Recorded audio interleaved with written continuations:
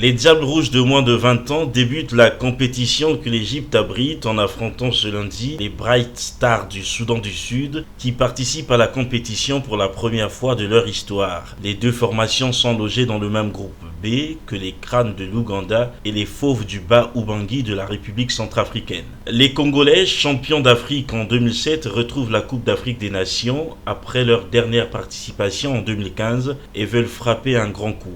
Ils ont bouclé leur mise au vert au Maroc en livrant 2 rencontres de haute facture face à 2 autres sélections qualifiées également dans cette CAN. Lors de leur première rencontre amicale, les Diables Rouges se sont inclinés 0-1 face au Nigeria avant de concéder un nul de 0-0 face au Bénin. Ils semblent prêts à en découdre avec les Sud-Soudan dont les 2 matchs amicaux se sont soldés par 2 échecs, notamment 0-1 contre l'Égypte puis 0-3 face à la Zambie.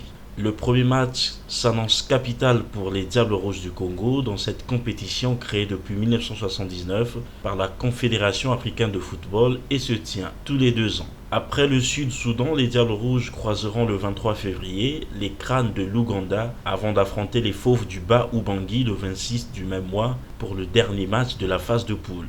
Précisons que 12 pays disputent du 19 février au 11 mars le trophée mis en jeu, mais aussi une qualification pour la phase finale de la Coupe du Monde prévue du 2 mai au 11 juin en Indonésie. Les équipes qui atteindront le dernier carré seront automatiquement qualifiées pour le mondial. Pour la petite histoire, le Congo a disputé la phase finale de la Coupe du Monde en 2007. Retrouver la phase finale de la Coupe du Monde fait partie des ambitions du 11 national congolais.